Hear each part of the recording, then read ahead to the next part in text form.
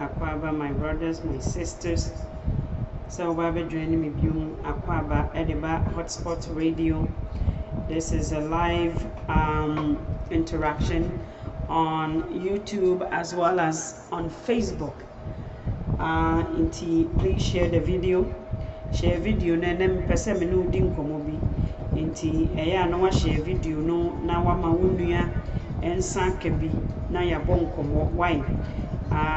Ghana say Ghana pro Ghana nsem ukoso eneme no obedi nkomo. I'm all about Ghana Ghana ye mu hihyen e wo ne bi ho me no ba bedi nkomo about this photo.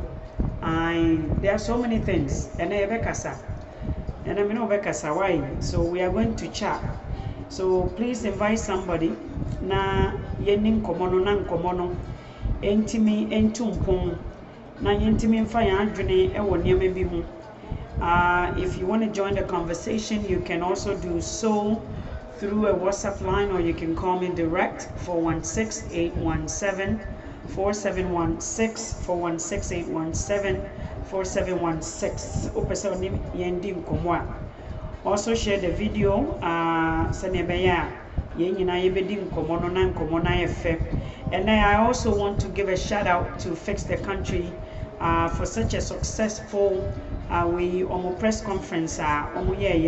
We say Ghana, you, we have hope. And I know Baby Dim Komoka Krebi about Yenuanumu bin so a omotete fence na no Yenuanumu bin so a omayera yenyina yayera asentuntum menim ne enti kura yefra yentuntum because we yen color we are different shades. But you see, I'm going to, last time I spoke with a brother, a doctor B.O.T. America memua wesua hume do a chiri wesua. He is an anthropologist, and an anthropologist are people who does research about like they do research worldwide, what makes a nation and what historically what makes human beings behave a certain way, patterns of human character, behavior, all those things, such as Nia said, they are archaeologists and all those people, scientists and everybody, and huma a body and shishemu any religious way why are we the way we are and why we act the way we are.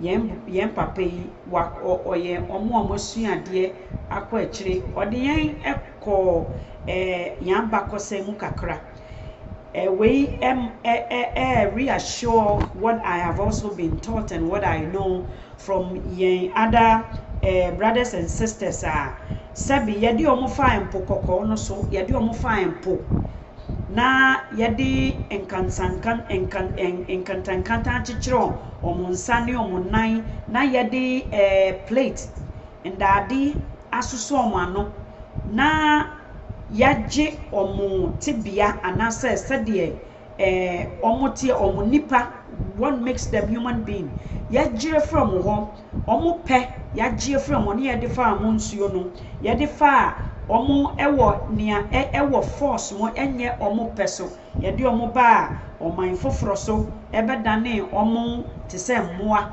anase sebi woni a omo emfata no mo se ne ye de to omo timu se omo mfata omo nye nipa. Their cognitive way is low. The intelligence is not of a human. Enu ena ye de atoto ebibifuo ye ntimu ama ya po ye nyankopon a ye som no ne nea ne boshe a na nyame o share ganafo bo ye nyankwa ya nwowa kwa. Don't let anybody fool you. But it was the mentality, this scientific engineered not the elite. My friend said the elite omude huma ebe dada wo na enunti wummu wunua anase wonfa wunua se oye nipa no. Yen brother yen papa soga ni yen ekọ abakosemu ekọ kire yen nientira ebibifuo sebi yaka kire wade nyina mu yaka kire ewo yen kasa yebu yen kasa no nimtia yebu yen nipadua yi yebu no ye chese yembu yaka agi atum se ye tuntum se de ya adwen enso ye tuntum yakoma kora na bi. I can hear a lot of people omo refer to ebibifu a omo se ya adwen kora ye tuntum se de ye nipadua enso me hwe me nipadua ye tuntum. I am shade in color. I am an African. This brother eni enhwehwemu ni eniama bebre a me de bi me kan ahoma so say ye nuanu mu bi etuntumfo bi aba abrochiman mu esan emra wa henti no omo adesua no omo sua ko hwehwe ete ye ntebia nase ete ye ho ase ne enti ase de yete no yete ne enti obroni ebu se omfata na won se obroni esre kire wa na just ope bibiri efiri wo ho no eno ho ade na ene ye ba besua ye nkasa ye kan po ye bunu enimtia ya obroni abe use this method of divide and conquer e de abetiti ye mo ama ye boundaries and borders inti enkrani person che se onu ne kasa no e na edim asantene so se ne kasa no na edim aigbeni so se ne kasa no na edim eno nti ama ye ni ekasa eka ye mbom saa na nzimani je se ukatwi kasa kura yomo motiga na kura nti twi no. Who are the group of people considered tree? And what is the essence of tree? And yen kasa no ekasa hodo a obi aka woni fie no ne botaye anase ne papa yemu anase ne papa mu a esanka boa yen ganafo a esanka ka yen bomu no eno ne sen ene frɛ wo nua na wo nua nso mfrɛ obi ye ba be kasa sade maka no. If you want to join the conversation, your brother Gideon, thank you for joining. I like your African way. Yes, so my African way. Mamika se micho me say tuntumfo bi we mu ano mo hyew. Omo yes sankofa. Omo asan akọ omo chi.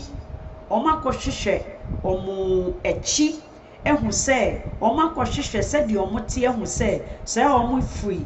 Sa yenkuro na ye frɛ no Africa no na omo education omo nhwehwemu anase omo ensua omo suade omo sua hunu bibiara eyi yenyaye bibiara ehu yense ye dimu soronko ye yenhyira ema Africa baby anyankopon di yankodi no scientists bi ko soro ho na ohwe Africa omo frɛ no dark continent for a reason.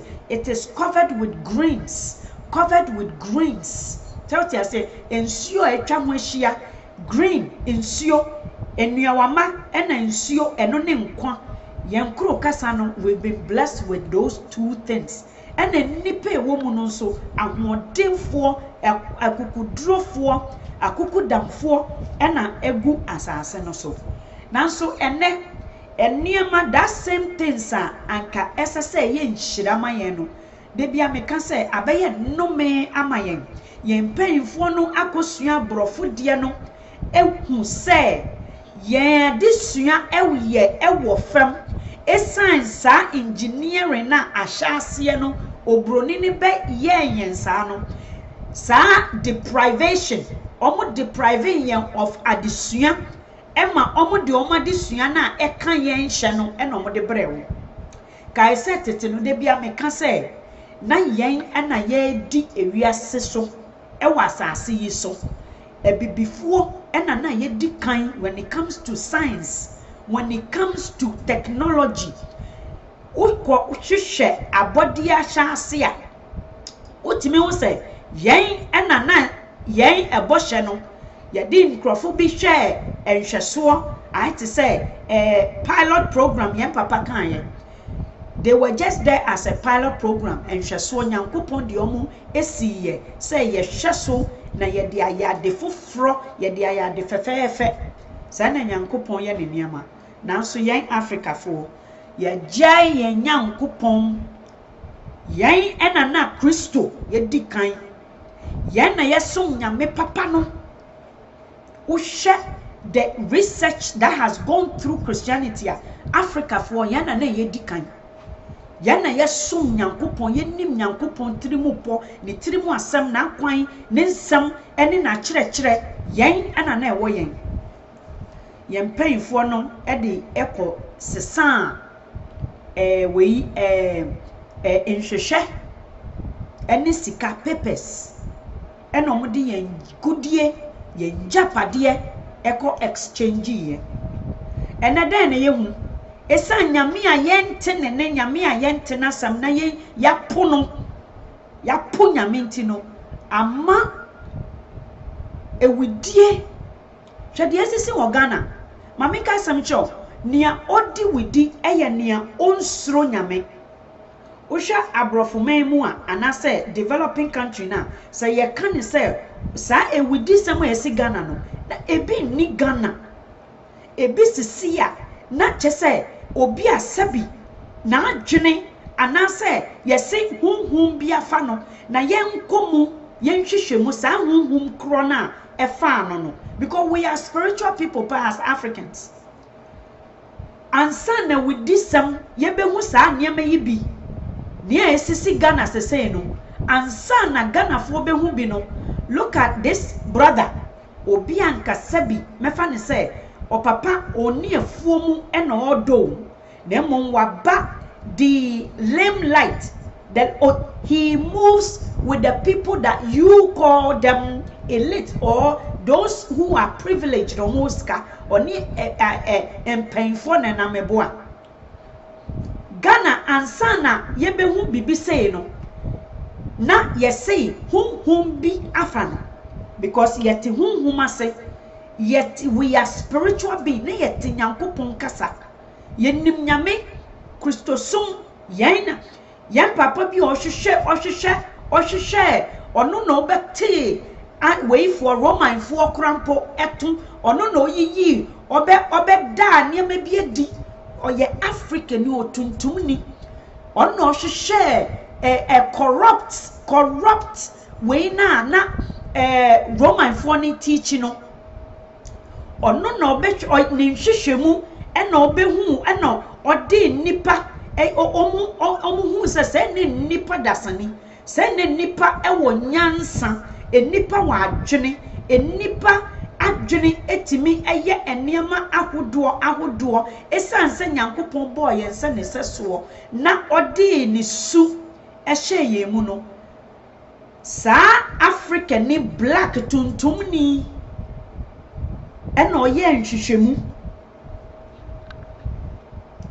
ono na oye nhwehwemu ehu se ne nipa dasani ye te se nyankopon ye nyankopon abode we are all equal in the eyes of God ono no this concept ne baaye ono no ma abrofo no start hu ebibifuo say they are not just animals said the omo no omo chroto ho no omo se ya adwene entimi ensua ya adwene na che say we are low our IQs or say your IQs or bronino ni otroto wono no na so ma menka asemi nkyerɛ ene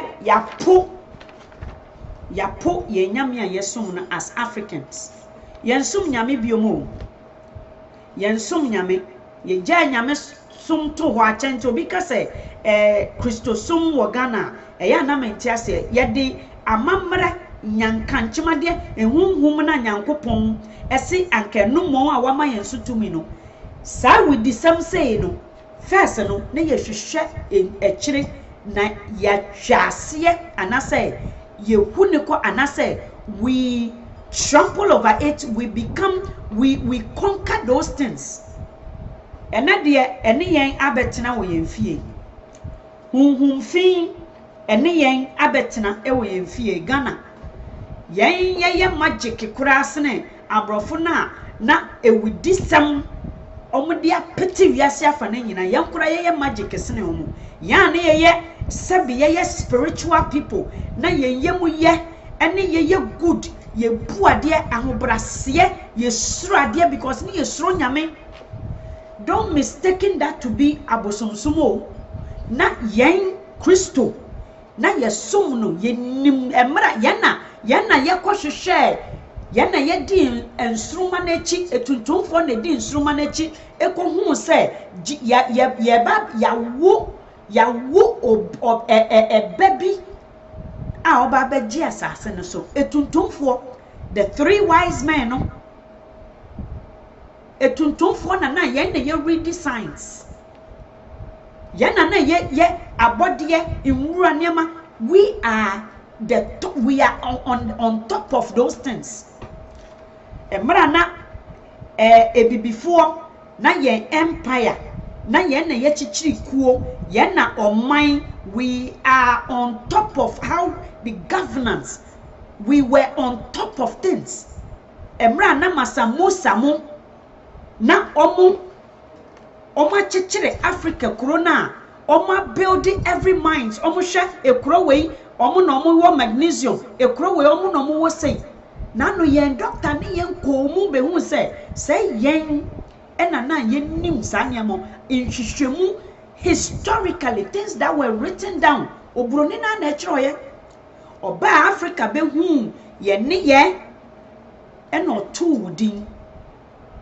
omunim se na we were worshiping nyankopon bia na oni yen kasa ena ye gya yen som ena ye mistake ya politino with abosomsom mesetete no sa wo be hu ewidisem se ya yesi hunhum bi afa nipa no because na it was not in our character. It was not in our character. Say yebe kum. She mamika say ekromu ha abrochimemu. Sa de we esisi. Ghana ni baby kura ba school wo kromu ha Virginia ho baby. Onimu ade ni roommate ana one ne wo ho no okun no share fridge mu ewe na adwene. Akwala ketwa. Yebe hu bibi say na eya abrochimemu.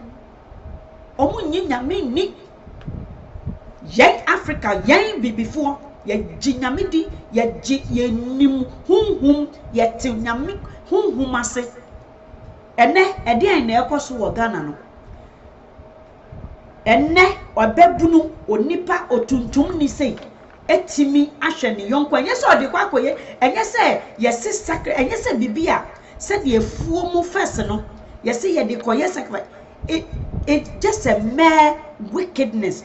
Yes, hum na afa no ena de ye ne hum fin hum bone ena ete eniam esisi wo Ghana no na ensisi esisi a ye twase na ye de yen som yen gidie etwase nanso ene obroni na betete wo ne memu ama wo nteme kasa na esesanka yeka ekasa common language ewo Ghana na esanka yeka common language ewo Ghana na sanka broni ni ba ye no na ye wu aigbeni wotitwi ena pepe ni ni titwi anase one common language nanso na obi akoni fie na ye wo efie obi a wo ne pocket language hwe abrofo ya onenim Czech Republic for ye wo Australians for mixed with Spanish for omo ne nam namo ene ye wo gypsies for omo wo we even crampo German for language for but omo nyina eye enuanom omo atetete ene omo form omo languages but one language ene ka omo bom brofo kasa nanso esanse omo pese woni me ye mu tetenti no ya beye ebi superior said ye ahyase no na etiye no ene Ghana with this sem aba ho no eya na nipa enano na meti ho ememu ano mu kun wei ebebunu bi a Ishmael two boys no mu kun no I was just imagining how mu kun o madwene nia na esi omoni so ene hunhuma eti omumu omde yes ade no ya ponyame itiama Ghana ni onim nyame Ghana ni nim nyame biom onte nyame ne ni onim osum Kristo obi akra Bible obi yese ye de weapon ahyehye nkosiafo nsa ewudifo ena ye de tumi ahyehye omonsa ene hwede ekoso wo ye memu omonte esu omonte hwe atenke bi eni omomu. No character, as Dr. Ryan will say it. No character. Ye ni and atenka biom ewo Ghana. Wonim ni entira because ye desa ape munu. She mamika asem chiro ekofo ado she mere bisanka COVID mo obi empie right? Upia there is some limitation of distance way and the number of people that should meet. When you ye was Sir John ye naseno a dom yesum emranya juma yembu nyame impeinfo omukasa for omukasa kwa omosanya wo nso a omadwene wo fam because ono payino or the obronini in shishayano divide and conquer and nona or the afene do Ghana for so ye the divide and conquer ye the achiche yemu inti opuchase obi opepe ni mpe as twi kasa ompe twi kasa inkrani mpe so beke twi nanso nanka nanka wuti twi ye ni other language nanka wuti twiya enka obonefo ni di ukrom wona anka woni meka kasakoro na ya ye powerful. China enye China because of niomu omonimu diewu. China ye China for strategically because of their language. Let me tell you, China for mo bakrom ha ebeko university o mabulu bebre kro mo ntebrofo okura app be wo classroom wo. When you go to the classroom omo ntebrofo no papa but omo kura app bi translating that app no China ni na ye omo ye wo China, right? That is money into their pocket. Secondly, oba besua wo brofo no or they go back to the chrome development and near my phone say kura mo nyina ye China na ye no afenso the instructions no obroni no epeso obetobia obetua China nika na ya translating no but first an initial development it is done in Chinese.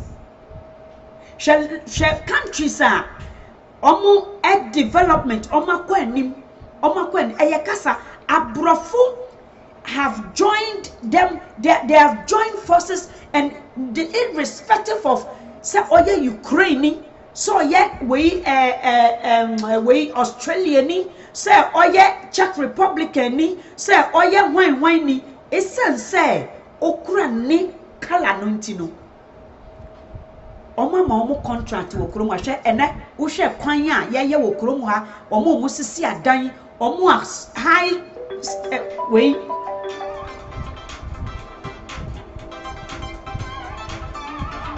sorry me back akra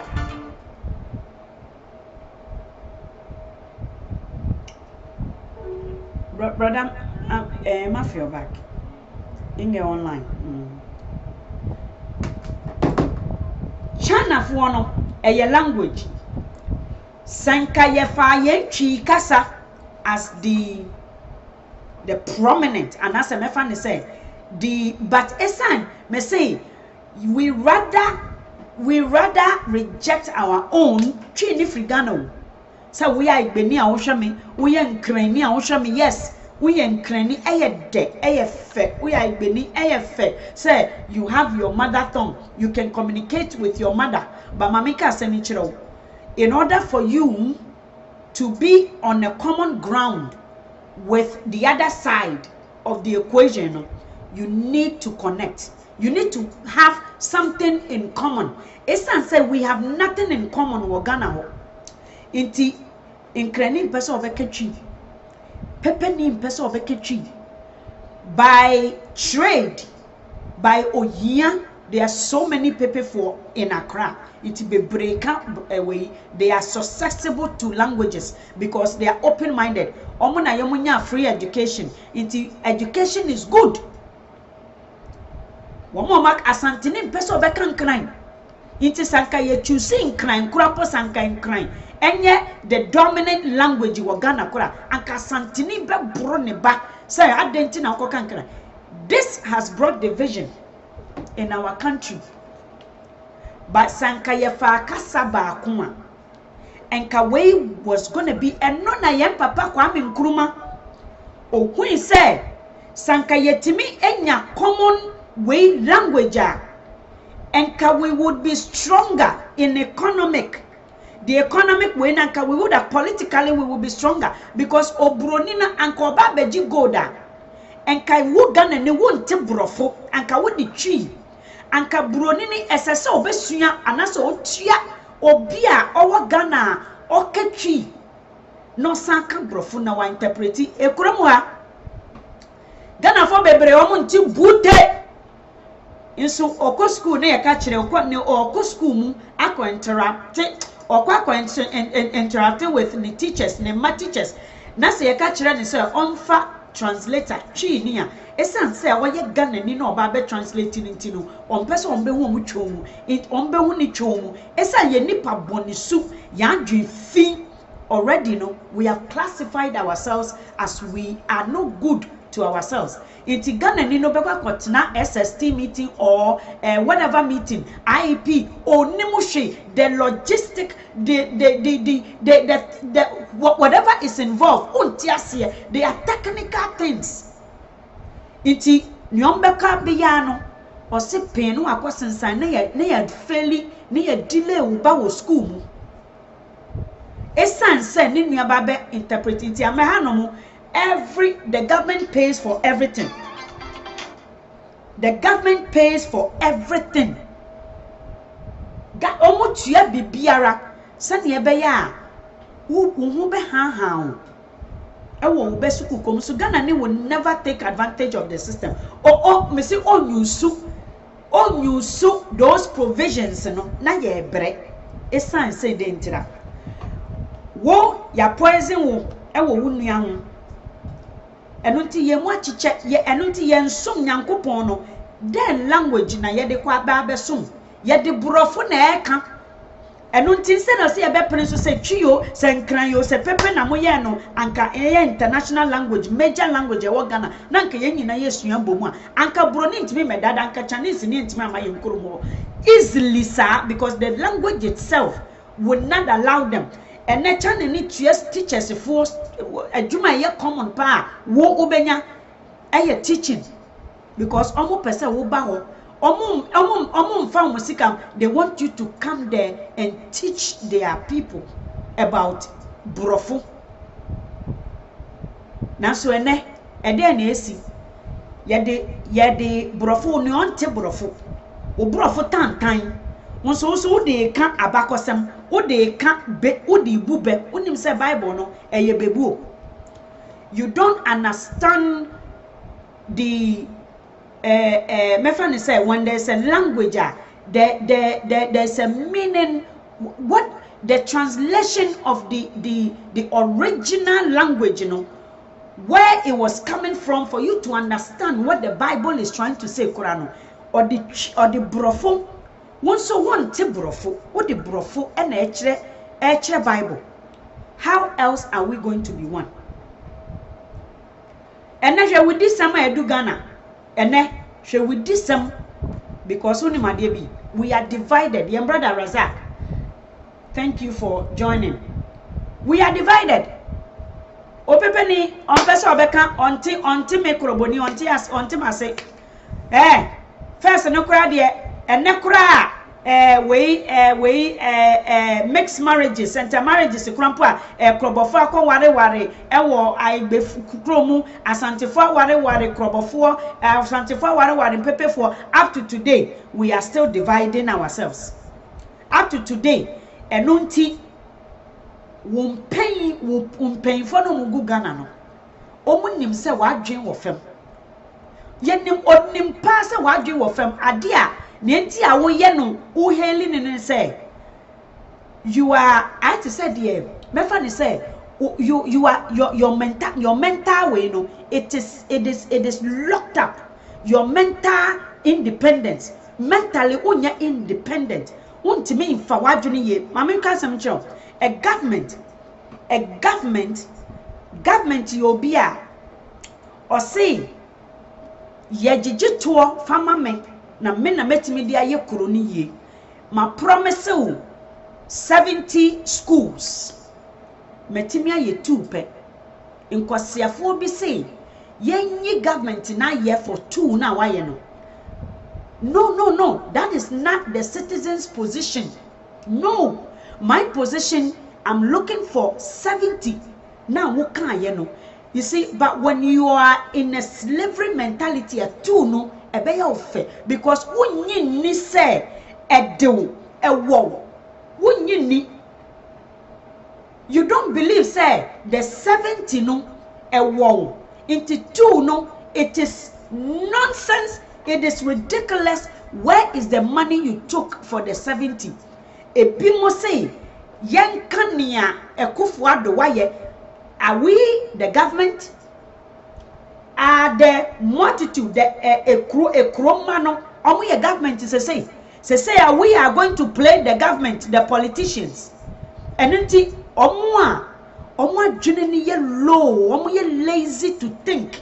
They think it is difficult as the president of Ghana to fulfill promise, because you are enslaved. Everything you have to go and steal it. Everything you gain, you have to lie. But you don't have to. Men to who famous Ghana for. Do not look at yourself. Say you have to go and beg. You don't need to beg for nothing. And until most of the people who are saying say and fixing. Hey, now they are hiring. Okay, they are going to hire as the citizens who are supposed to be demanding for the 70 example na for the 70 hospitals. You know, they are hiring them to settle with 2. We are hiring almost then fixing the country. A group is coming up calling fixing the country, so they are going to be the ambassadors for the government. I thought it is the other way around. Be the ambassador for your country. Be the way my friend said, or be we are patriotic for your country. Now we are government ambassadors. Lying, scandals, immoral acts. Yeah, for so as on my Ghana for adentira. Because 2 now I know or say 2 no kura would deserve. Ekufuado say 2 hospital. An example, as a citizen of a country, your demand is the promise that government personnel, that whoever is leading the government, promised you, example, 70 hospitals. Your job is to make sure, say, you demand for that 70 hospitals. You don't say thank you for the 2 they have finished. They promised 70, and it makes sense. The money they collected, the money they borrowed in your name, it makes sense for more than 70. But we have agreed for 70. And you are there taking chicken. The money, the same money that was supposed to build 70, no, they are paying you small, a fraction of it. You will follow them, lying for them, killing for them, the government, instead of demanding for the 70. So the government will be alert, will be mindful, say the people knows their right, the people knows what we are supposed to do, the people are aware of the constitution's requirement. But no, African Ghanaian, because we've been deprived for so long, we have been taught to think you are nobody. You don't measure up to get the best. You are not, you don't measure up to get the best. So you are settling for chicken change, fraction of what you're supposed to get.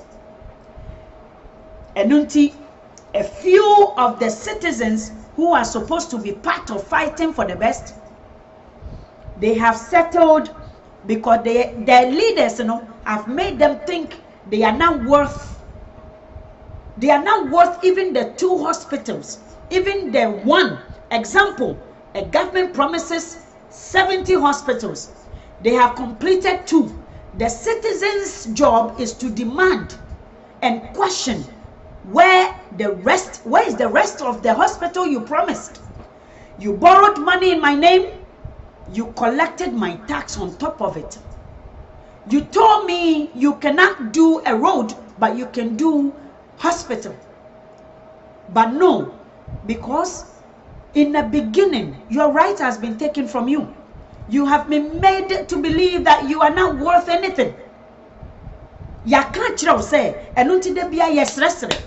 Look at how suffering. We suffer everywhere, anywhere, every platform. Ghana whole. Now we are breeding. We are breeding killers. We are we are nurturing a country full of killers, murderers, full of liars, immoral acts, full of so many things. It doesn't not assassin. That is not who we are as black people. We have accepted another belief, forgetting that you and I, we are in that bucket together. We are in a bucket. We need to be free. How do you free your mind from enslavement? You are not born slave, like I said. How do you free your mind from that captive, from that captivity that your older people who has taken the same method as what the whites started, now they are working with it on you, separating you people, separating Ghanaians, the Ewe versus these people, the Northern versus these people, way against these people. Now the Christians, the Islamic, the native practices, and all those different beliefs that is supposed to be a common ground for mankind, that is supposed to be who we are. We are searching, we are lost, and therefore everybody, you go to this true that. You shouldn't use, the government is supposed to know our shortcomings, our losses, our struggles, and to make sure that everybody, we have lost constitution that works, that bring all of these differences together so we can be strong in our differences. But yet they are playing on your differences, your weakness against you, and therefore we are against each other. Common ground for mankind, that is supposed to be who we... My brother, my sister who is watching me, as Ghanaians, let us go back. Yes, Sankofa Yenchi. Go back. Kai Unana Abakosembia no kachiro about Nyankupumbi. Forget Obroni amfanya misama mremu. Yenim nyame ansana obroni ni ti. Omo de omo ba ho beseye. Omo ba yen krom ho ebe ya ade foforo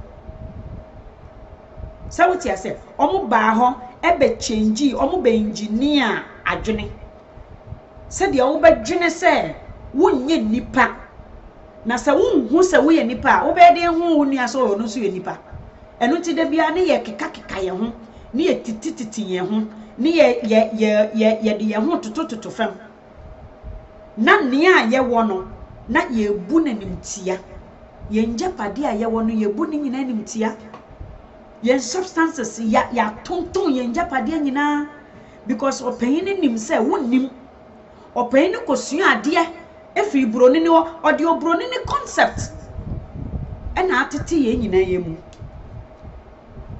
ene kai nyankopon bi kai se nyankopon bi a odi njapade nyankopon chen yan ade ajapade no odi anim de nso kan ho mesra wo don't mistaking this to occult ni eniema ewo nremu aye tantantan yan de ade tantantan na efata yen dabi eniema potopoto drosem eni mbosonsom no that was not our worship.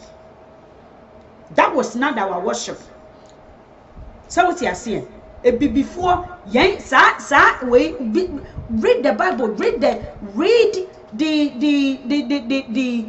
the beginning of how humanity, how civilization came about.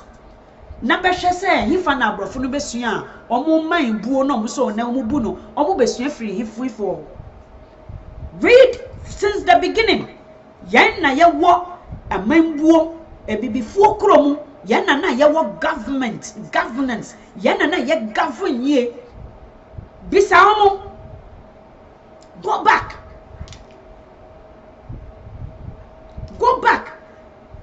to wabakosam ba yen Ghana no yan tro yen bakosam go back to a tuntumfu abakosam and you would understand say na yesum nyame ansa na broni ni ba ukromu na enya bosonsom no enya niama potopoto ye no na yen ye wo ye man ya ye bu ye man no with what our beliefs were yenim nyame ya na yesua nsroma scientists yen na yesua nsroma ye hu ba bia prie atoye ye hu ye de away to we hu ne ya hwe ye mpeinfo hwe fam ehu niama because ne ye benyame ne ye tinyame sam ye ahomobrofo we were closer to God.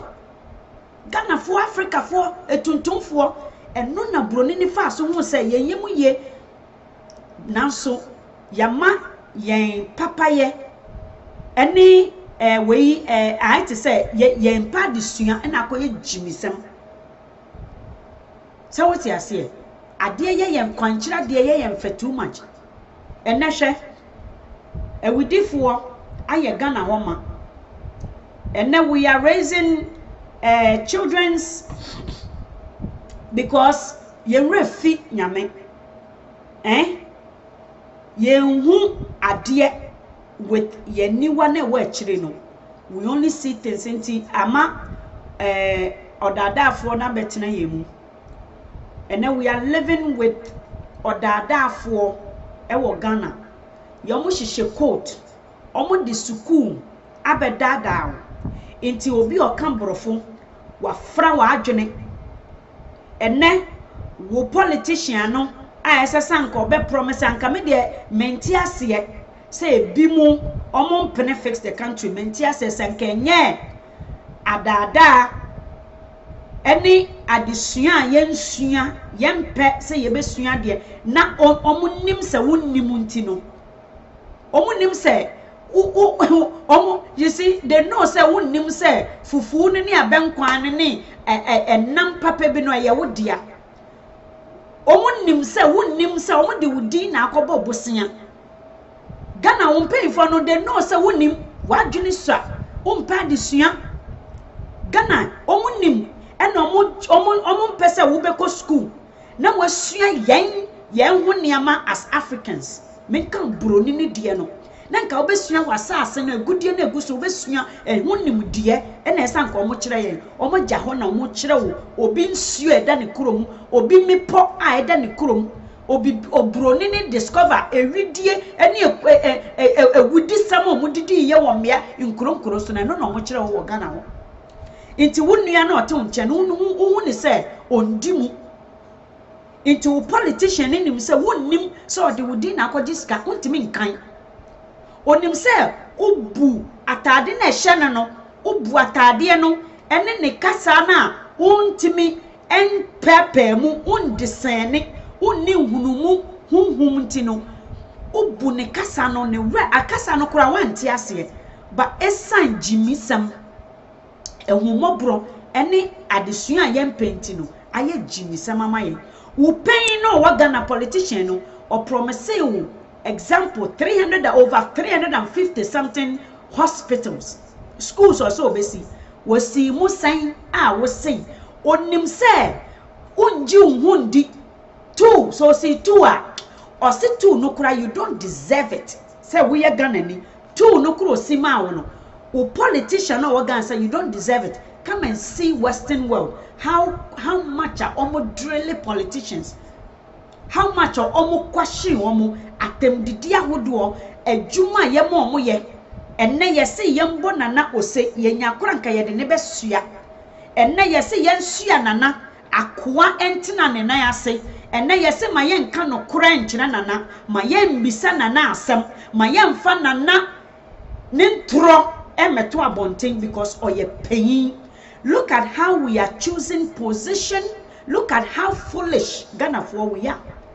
Enunti ama enne odada ni nenya kwan abewura yemu o politician notorious criminals no because enye so omunim obi onim papa na onye bia wo ye notorious criminals omo besua ade wa abrochimem na so omunim notorious the ways of how to keep the poor more poor nintino omo besua wo wa besua broni ni dia no na ode abro because you don't deserve it. Wa we Ghana ni yese ma yenka nana hospital no be promise ye oti tisika so inso ekomde yen ekomda so de yen omo se ma yen bisa ne se wo se na ekomde yen eno nti wo ways a wo be ma ekom ne so atwa ene aye west enkrofo bi say yeme act as a government yeme ambassadors instead of the ambassador for the people for the land, you know, yeme ambassador for akronfo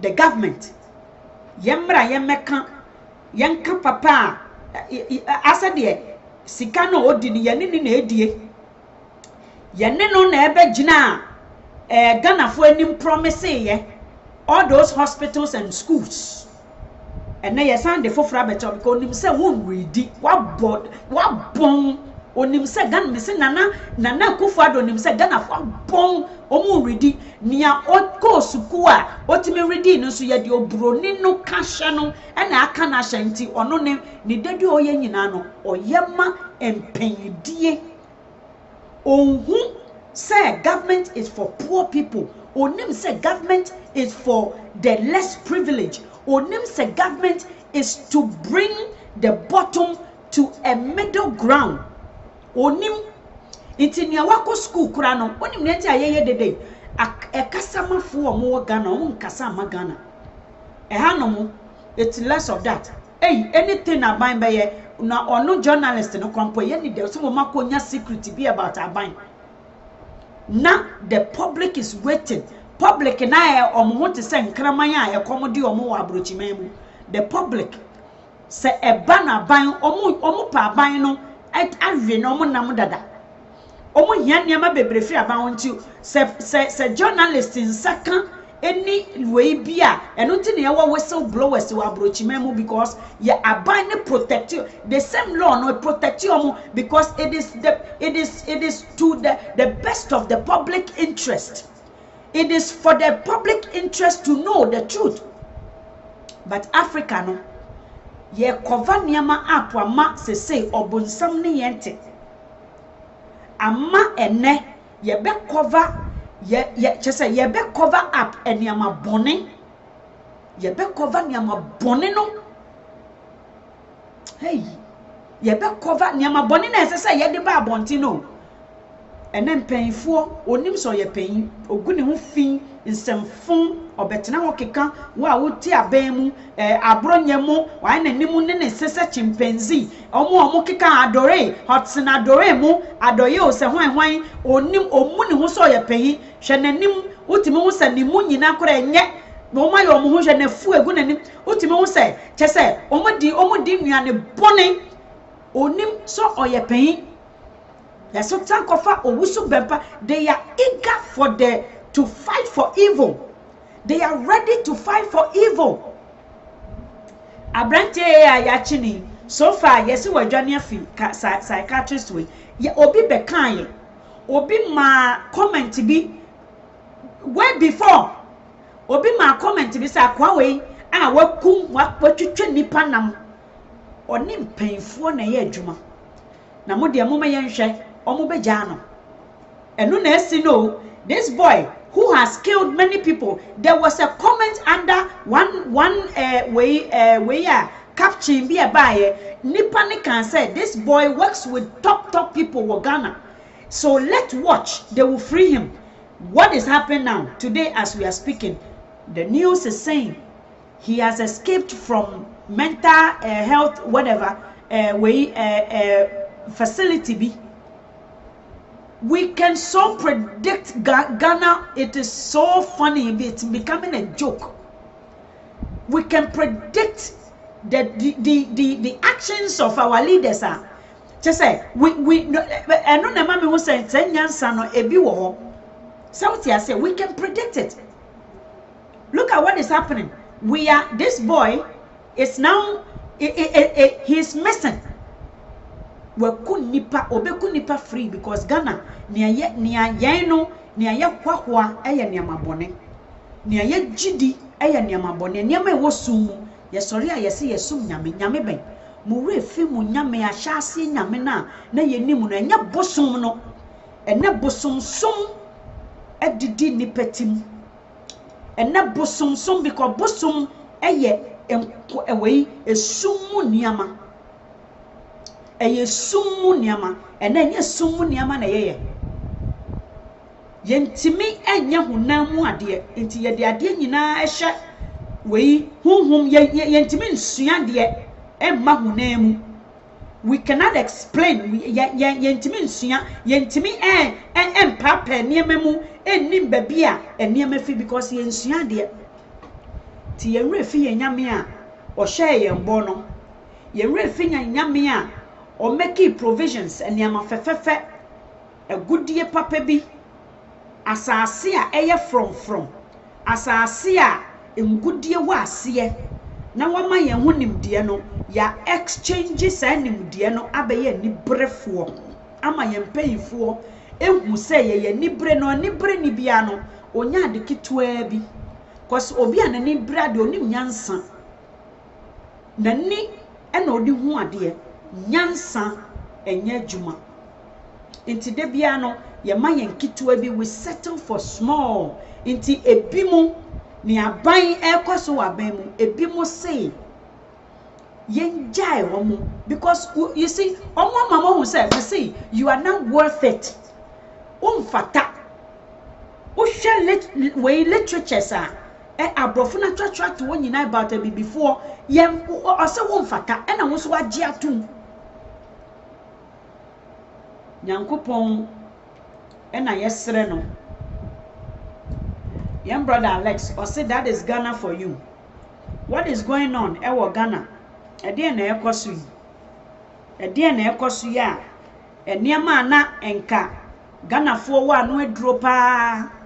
Sese ya yira anu edro. Ekunkum ena sese ya ji atum. Entro niema because yesi yenka no kore. Yesi yenka no ya ji atum se yentimi enye bibi. Ye feel say ye difficult nti open na ote ho na ye ono ye tua ne ka no okura away oba besia e feel say na adwuma ye den pa Ghana fo ne ye kasa sa ho adwuma ne mesin na adwuma ye den say adwuma ne ye den bro so yehu say yentimi ebi kura nyansa entimi entra Ekufuado a school dan mienu mpo ebi nyansa o Ghana ho entimi ntra mmoro say Ekufuado could have built that 88 hospital or a school na wa promise no ebi nyansa mmoro ho ya den papa ya den so timi fa plane worth of 2 million 50 million all in total ana what is going on say you changing aduane ana I think say revival na Italy for year no I think Ghana it needs to happen. We need to have a revival way ewo Ghana and revival yensum any yenjidie any niama nyankopon e de awra yemu no nyame expect from us. I think we need it during the COVID Italy memu omu nyina koto ho ekoto fam edo obi ade ne nsa eto ban bi so ebo mpaye Ghana ye bi no edu ne adin a nyansa ne nya adwuma o Ghana o edu ne adin a edu krono botan anti say Louisiana and I say that was the time Katrina ni see you know stores ensio access stores hono ehiafo na omu ho no hono momu a say nyansa hono mom na ye bubu stores ani tama chaos aba no sawti ase ne onim nyansa no hono mom no hono ye bubu chaos ani wiawia iti Ghana sa na ato yen tama na COVID na esanka Ghana fo dwene na esanka yesi a revival we God we na esanka yesi project krono asase no yesi konyankopon na ye fresu nyankopon no na osofo bi ba be fa COVID ntro revelation oba be hyankom sauti ase prophecy emra na COVID na esanka yedi nyansan afa na bi ba be fa no so di ntro eridisem ewie kronobo enu nti won say ya pa ho ne e ba be si no mu hia se mu be hwe ye nka se nyame be ye erade be Ghana needs to purge itself from these wicked acts and painful no we need revival. Yes, and some free yame ye titi nyame no. Yes, and some free ne nya sa nyama poto ye no e bosomsom ye nim nyankopon ansa ne ye som ye nya ne ye wosom.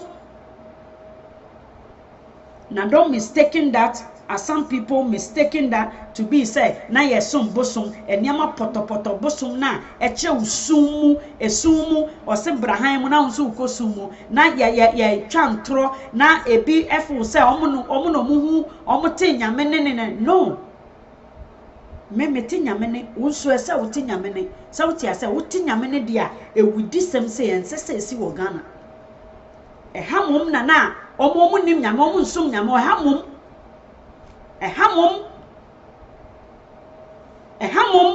abrof memu western world mom na kunkum ene obitimi papa bi ni mailman or Jehovah Witness ni bi or mail guy no enipa mo kohwe na nipa 5 sesen what ni freezer mo ayema obitimi chainsaw horror movies amuhwe nyina mo ka say it inspired by some of them true stories.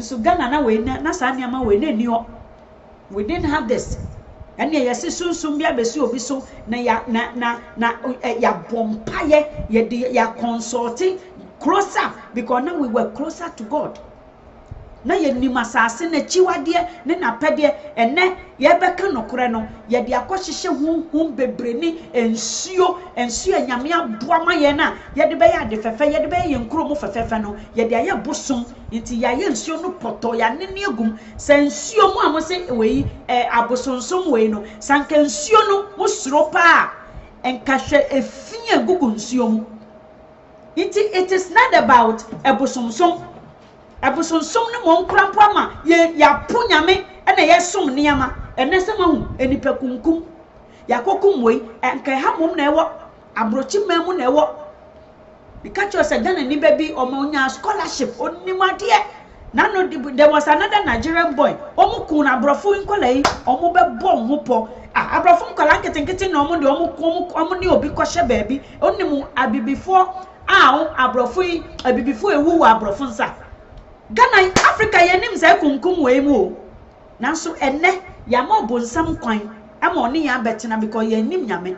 Bibia na ye de akosha abrofo so ena ya fu niam potopoto ena ye de ye nwura ahahan a esese san yare no momu ye de ayese ye duro ye bosomsom nnua ese ye ma ne boye ho ban no ye bosom nsu esese ma ye ho ba nsu ya ye mu poto obroni kura onwene se embosom nsu ye bosom no waye enunti onim se ya abode enyo obo ade into onsum nsuo into odi nsuo so obroni di nsuo so into we training crofo na no na me ye go swimming nkola nketenkete na no mo ye lifeguards usha ye training seals se banu ne edin pass helicopter to nsuo lake ye da we ya within a few minutes you will see the other omu choppers eni niama a omu de kwa save omu nim say nsuo na ekoto no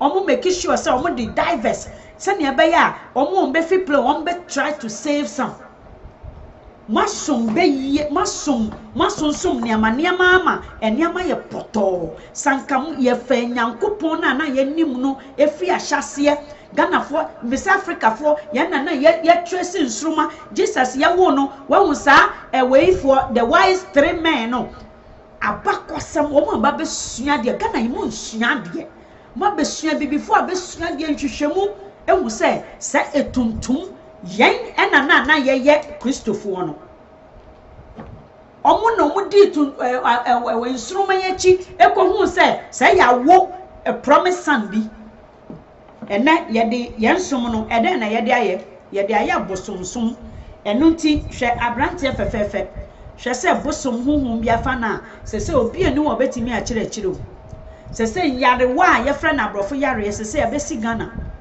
ebodam ya bobu adam wo hwe Ghana andam nam nko a ena ye health minister beka o say about 95% of Ghana for no edam we have some sort of a way mental illness. It is true. It is true. First na kwala wuti ya enye ahaha ne yakwa ne yede so. Prostate cancer memma eyam papa no mu a omudi 70 kwate me wo ba. Papa yo wo bebrebe ya one na enye 100 years na no oko. Na only 96 or 97. Internet so start wo ye no krampo na owo ni 70s 80s ena no start wo ye ena ye de haha na ye den tigari because obi a okom eni ho esan se osofo osofo agi obroni ni amanadi osofo nim se na ahaban wo ni kuro because say adada afo no so adada ma hu se we ni mu ye bosomsom ebosom ni ama sawoti ase ade esanka ye na hote ema yen na yesua mu ade ekọ akire manka broni ba na obefa saa ne ama ne ba no ena yen ya ye ne se obroni abedada wadwene ena wonso wagimi nti ahobrase ene ensua de ye nsua de nti aye gimisam eno nti wagya wode no ena ye de nsuo e wo ye nkrom ye de aye bosom ya ne ne agum ye de plastic ye mu nsuo no ye mu ye mfuo yemu asase no koko no yemu ekueni eni sika ene ehanom kueni is a millionaires those who have money ayomu amuwo rade nyankopon omo wo sika ene omo ane omo asase no na ntia omo develop to the fact say nya hoden adwuma. It is not about say ujina hona ekueni na wadoa wadi ninsa da odi we ninsam nyina odi nsakura ontimi fa ninsakura na yere kura ninsam nyina say din yes nyame ehiraye no you have settled for less into ntimi nkwahye mpeinfo Why you mute? Why you weak? You can't question. And then there is just addition, young brother, or say sensible talk. Thank you, my brother Alex. Baby, I will be. Don't be afraid of anything. Baby, I will be. Don't be afraid of anything for someone to tell you. Say, ebosomwe no na masomama. Say, yedi nsuo kura. Ehune wo nsuo ho a wontimi nko nsuo. Ukọ efo mu kura udwane. Obroni aye a small toy. And a fly ko nwuram. Baby, nipa kura nsuo. And ode we na kosi ho. And o monitor enema esisi anadwo anopa ewia.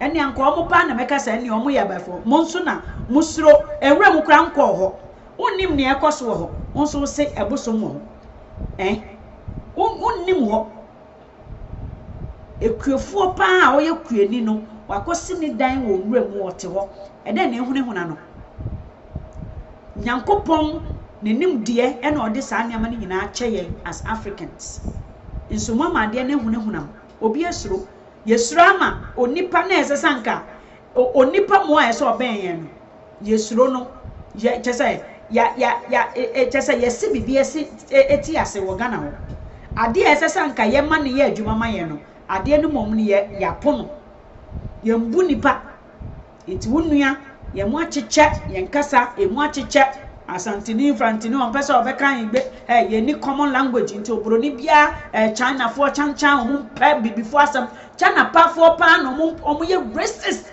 number 1 enso hwe mo mo kwan omo mbra mo kurom uko wura China ni store mo na ohwe kurom a ko wura China ohwe te se de wo ba be wia mo man anan bia abetiete masase ni so omo kurom ntebrofo because say we are not one.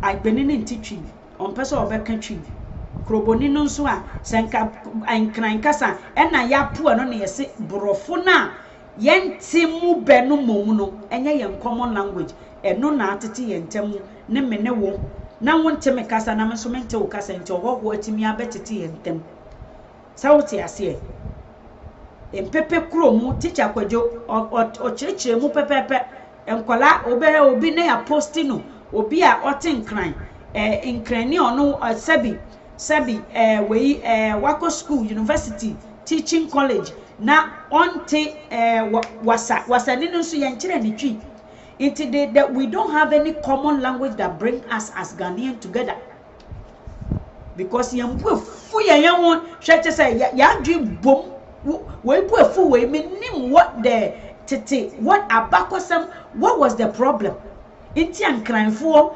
aigbefo hwan che say ye chiri wen pese obeka we kasa ye obi tete kasa no for trading purposes say na be ya edwadie na ma wo mo a ba se wo na nti a edwadie ho nti na sesa nka ye kan one common language se edwadie nti wasu atwi edwadie nti wo pese akofa niam wo Togo nti Ghana ni kura pese okofa niam wo China nti wasua China niam sikamu wasua eyesen wasua nti e kasa ho hia edwadie nti ena esanka na nka ye wo common language na yetimi e de stimulate ye economy no yetimi de grow ye economy no yakon ya mobroni na beto ye niam na watuo bika for interpretation nyankopon enchira ye nyina papa se watie me na me de we no ebesi ha ye besen abeka mo na ya hwe how a ye betimi e de change ya adwene na ye besan kofa ni ya ye gya ho e kasa emu hia number 1 se wote Ghana wo ye nkrani na ene the language dominate e wo Ghana se ye twi apa ma me sua se wo hwe na se eye aigbe a sua aigbe no because that is the only way me ne wo betimi exchange product man tiasia be ma oho emetete ye ntem ama yetu kwan kra ye ntem atete krobo forward that side you see Ashtown even within Ashanti no kra ye Ashtown for na ye wo brekum sorry hwan for ene hwan che say Ghana for mu atete ama enuafo nso mu atete nyame nhyira yen yɛne yɛ mu atete mede foforɔ bɛba mo deɛ just like the page na follow the page no nso ma me wɔ YouTube nso kɔ YouTube na kɔ like page no nso ma me nyame nhyira yɛn